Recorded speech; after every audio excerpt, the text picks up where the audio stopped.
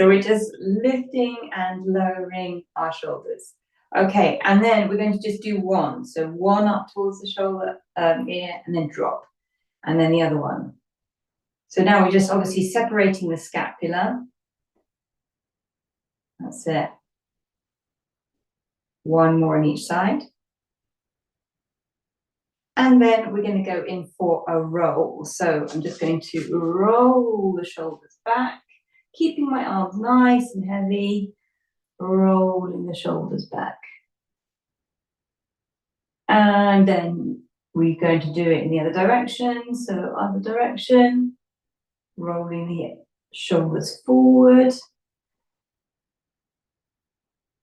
So this is your standard rolling shoulders, and then we're going to change it into a square. So a square is you're thinking about sending the shoulders forward, then up, then back, and then down. So try and visualize that square. So coming forward with the shoulders, then lifting them up, then taking them back as far as they'll go, and then drop them really down your back. One more like that, forward, up, back, and down. And then of course I want you to reverse it. So squeeze the shoulders behind, retract the shoulder blades, then lift up, then pull them forward, and then push them down. So going back, squeeze the shoulder blades together, lift, take them forward and down. I'm going to do one more like that. Go to the back, then lift, then go forwards and then down. And then just, we're going to take it all the way up the arms, some movement. So I just want you to roll the wrists around, nice and vigorous. And then if you're not alternating, let's go the other way. That's it. And then we want to imagine we're going to stir a big pot from the elbows. So you're going to roll. So keeping the elbows sort of in the same place, but you're just imagining painting some big circles with those arms. And then the other way. So try and keep the shoulders still and just keep the elbows still, as in like they're not moving from this point, and just around. That's it. Very nice. And then take the hands to the shoulders, and we'll take the elbows all the way up to the ceiling and around. So these are just bigger movements to what we were doing earlier. Squeezing the elbows together in front, and then take them all the way around. And then we're going to go in the other direction. So taking them back behind you, up and over. You're trying to get those elbows up towards the ceiling. That's it. And one more. And then of course we can do the full arm. So if that felt that, you know, if you've got a bad shoulder this morning, that felt enough, then that's fine. Carry on with those. Otherwise, take the arms all the way up and around behind you, up and around. That's it. Yeah. And then let's reverse that. So behind you, up and over, behind, up and over. And 3 more like that. Very nice. And then we're going to come down to the floor. So we're going to do quite a few of those exercises, but on the floor. So we're going to come into 4-point kneeling. I don't think I need to adjust my camera just yet, but I will in a moment. So check that you've got your hands direct, or your wrists directly underneath your shoulders, knees below hip joints. And then we're going to do sort of some similar movements. Shoulder shrug. So if you remember the shoulder shrug, obviously it just felt like lifting those shoulders up towards your ears. We're going to do the same, but in 4-point kneeling. So you're just going to shrug the shoulders up towards your ears and then press them back down your back. It's weird, just from being in a different position, how your focus of what your scapula are doing changes. So you're just lifting those shoulders up towards your ears and then pressing them down your back. So the back shouldn't really move because all that's moving is the shoulders, shrugging and pressing them down the back. So it's a horizontal movement. It's going that way, shrugging them up towards your ears, and then the scapula goes back, slides down your back, and then they come up towards your ears. That's it, and then back. Okay, let's try one at a time. We did that as well. So you shrug one shoulder up towards the ear, and then you slide it down your back, and then take the other shoulder up towards your ear and slide it down your back. And you keep alternating. So again, think of that shrug and then pressing it down your back. So it's still, so keeping horizontal still. I know, it's weird, isn't it? Because if you were in this position, you would just literally lift the shoulder and place it back down. So your back isn't moving at all. You're just shrugging the shoulder, and then think about it sliding in a horizontal position. So you're like a table. Okay, well, you're gonna find this one tougher. We're going to think about rolling the shoulders. So now your back will go up and down because you're going to be rolling. Adjusting shoulders. Oh, I'm really trying to connect your mind with your body here.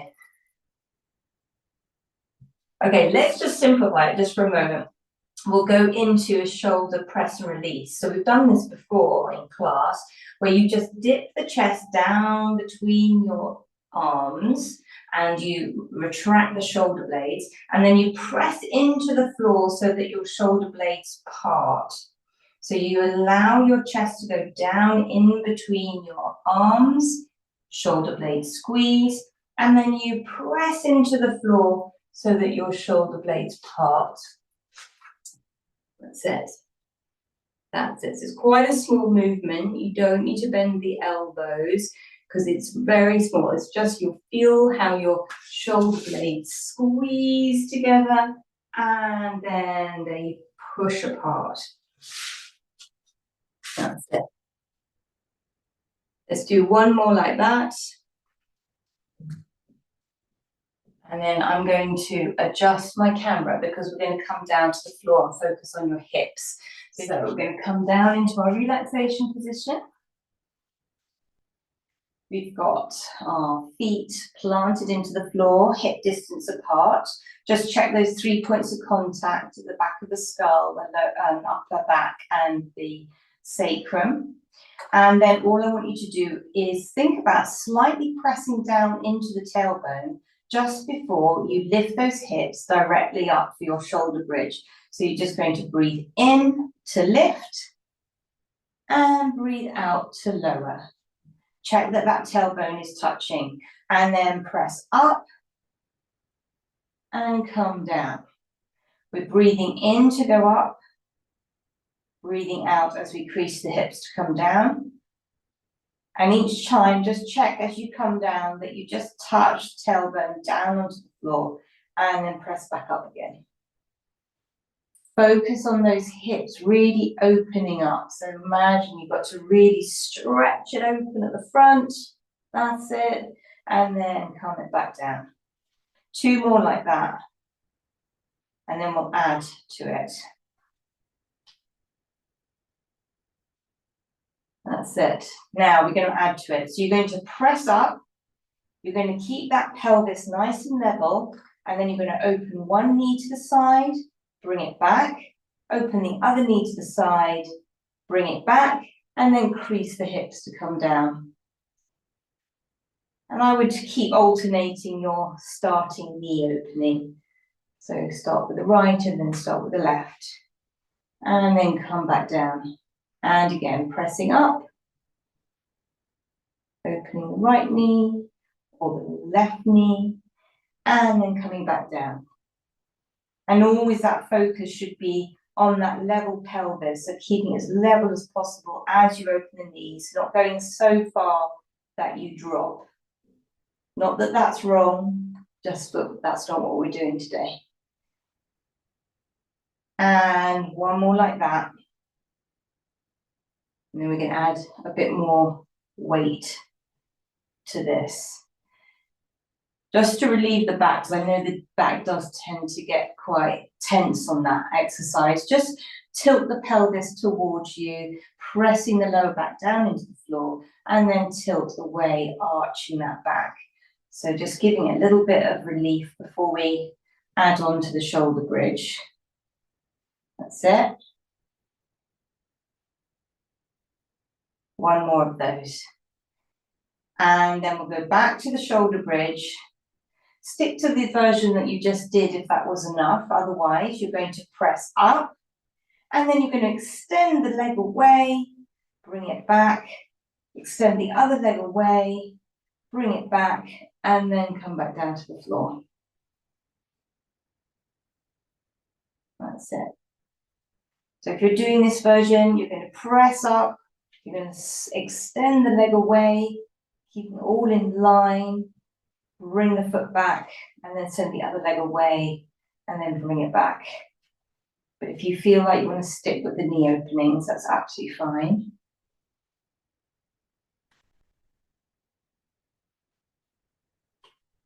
And then we're just going to do one more of whichever version you're doing. So we're really trying to work the glutes and open up these hips.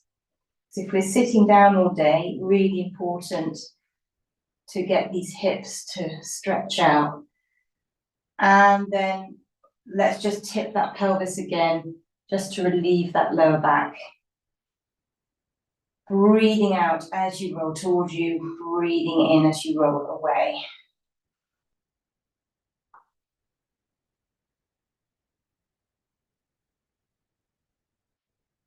And then we're going to bring those feet, knees and thighs together.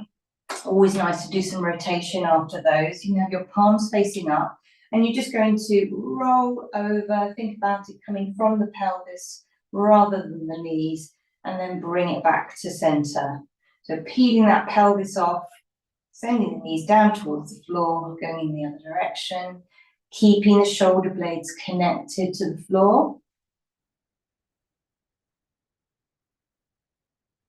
And on the next one, let's add the neck as well. So you're going to look away from the knees and then bring the head back to center as the knees come back to center, and then over to the other side. So you get a nice twist all the way through. Let's do one more in each direction.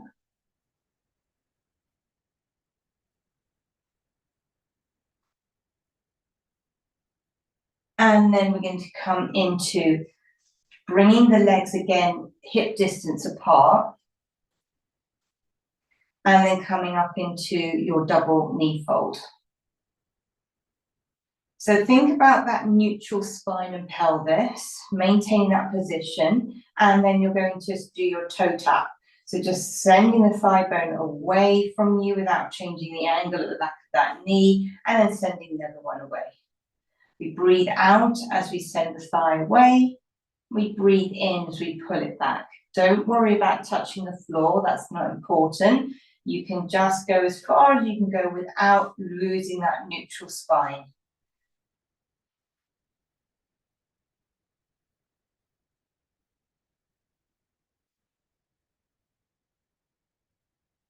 That's it.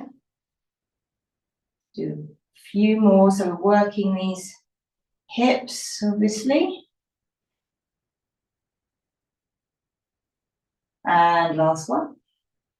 Leave your legs up in a double knee fold, and we'll go back to those knee openings. So just take one knee out to the side, keeping the other knee pointing directly up to the ceiling, then bring it back and alternate. Send the other leg out to the side and bring the other one back.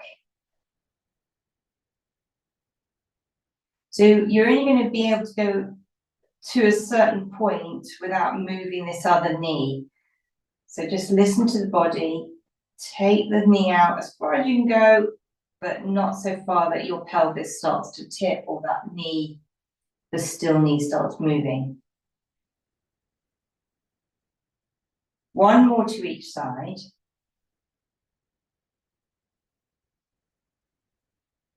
That's it. And then you're going to lower one leg, whichever one, and we're going to go in for a knee circle. So imagine that blob of paint on your kneecap, and you're going to start to stir the knee around, trying to concentrate on creating a circle on the ceiling with that kneecap. And at the same time, obviously trying to keep the other knee totally still. Lovely workout for that hip. Total hip circumduction. And then let's go in the other direction. So reverse the circle. Looking good. Making it as big as you can, but without letting that pelvis roll.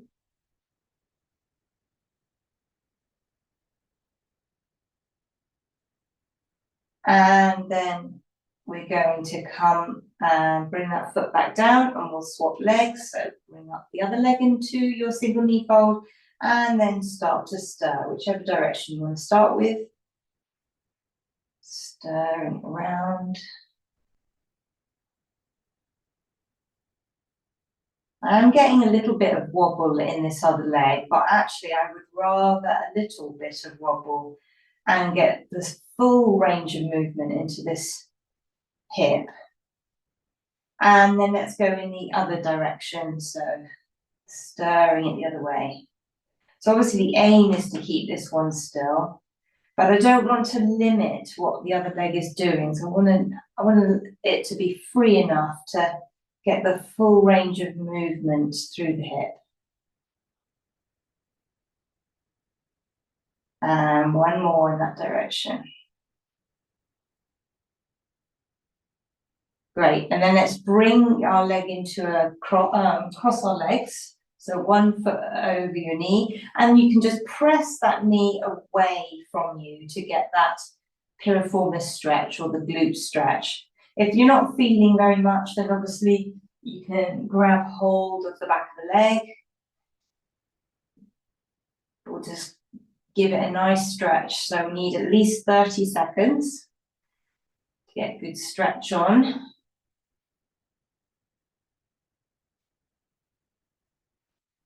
You need to find a nursery rhyme that lasts 30 seconds and then just sort of say it to yourself.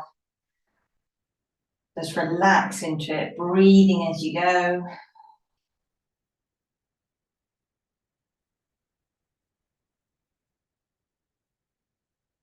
Or another way I count it without actually just counting the numbers is to think about 5 very slow breaths. Let's swap the legs over, so cross the other one over. Either just press that knee away, that can be enough sometimes, or grab hold of the back of the knee. Just be careful though that that doesn't affect your neck or your back too much. And then just takes those either really slow breaths, or think of that nursery rhyme.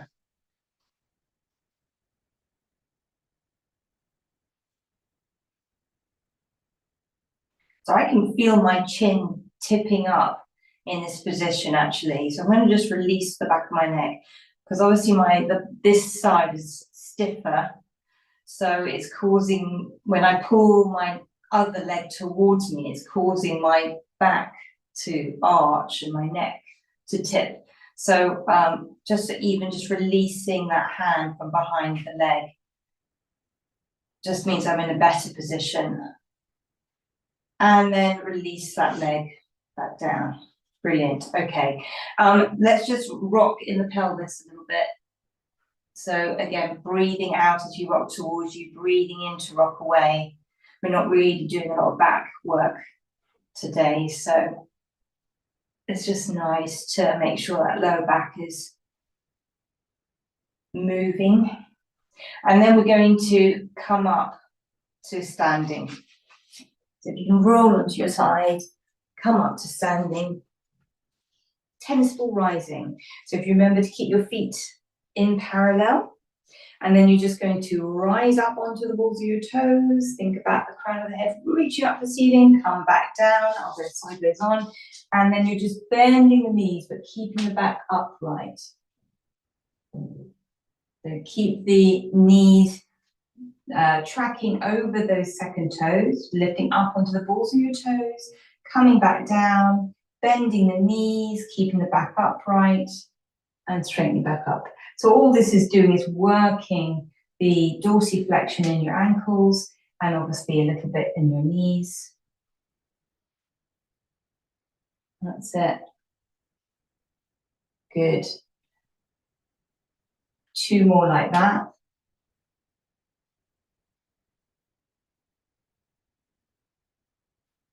And then we're going to go into your Pilates squat. So maybe take the legs a little bit wider and then rise up onto the balls of your toes, come back down, and then go into your Pilates squat.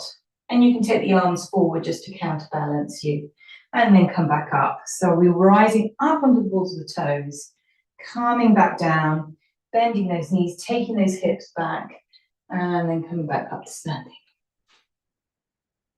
But nice and slow and controlled. Really see if you can get those hips to go back. Your feet are planted into the floor. You might feel a little bit more weight into your heel, but try keep it fairly even.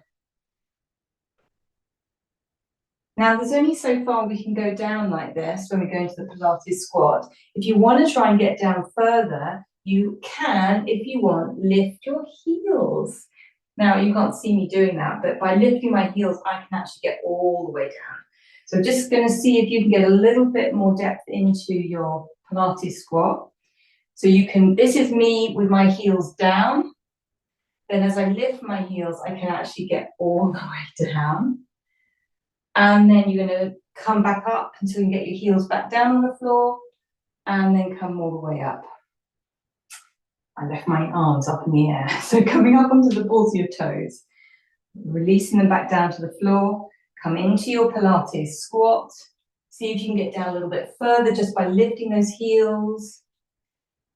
Then as you come up, try and press the heels down into the floor first, and then come all the way up. 2 more like that. So I'm going into my Pilates squat. That's about as far as I can go with my hips. Lift my heels, come all the way down to the floor. Then I'm going to press those heels down and then stand back up. 1 more. So we're trying to go for the full range of movement, really getting into those hips. Very nice. Pressing the heels down first and standing back up. Excellent. Okay, let's just do some arm circles just at the end. So we're going to lift those arms up towards the ceiling and around. Breathing in and breathing out.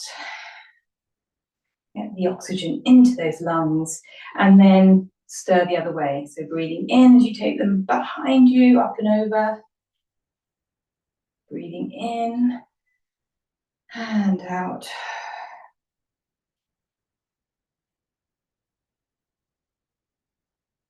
And then I believe you're done.